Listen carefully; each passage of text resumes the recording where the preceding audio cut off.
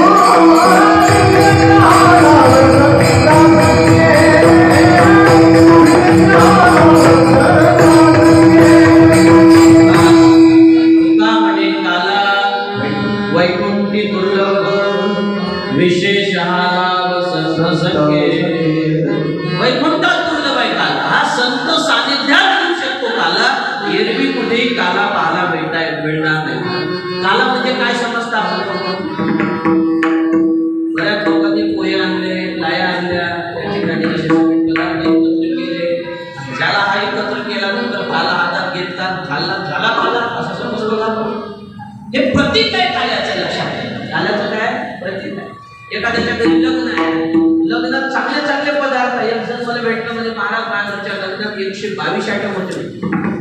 विचार करा त्या लग्नात आलेल्या पाहुण्यांना 122 आयटम खाणारा जर एखादा त्याच्यातला दिग्गज असेल तर तो जिवंत राहिला असेल का? म्हणून लग्नात चांगले पदार्थ खाऊ घालणं हे लग्नात असणाऱ्या भोजनाचं ते प्रतीक आहे, पण लग्न खाऊ घालताना चांगलं होतं काय?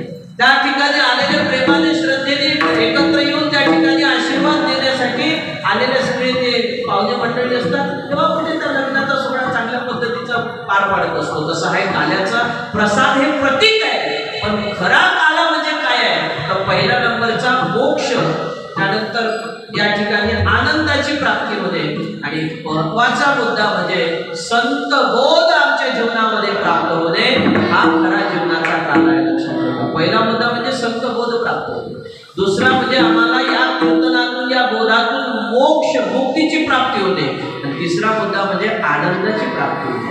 आज समाजामध्ये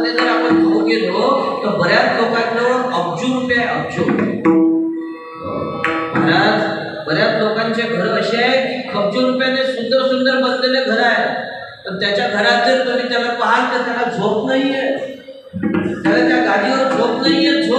झोप विकत घ्यायला लागते, गोळी घ्यायला लागते. लक्षात ठेवा, काय कामाचं तेवढं मोठं घर, काय कामाची एवढी महागडी गादी, काय कामाचा एवढा मोठा बंगला.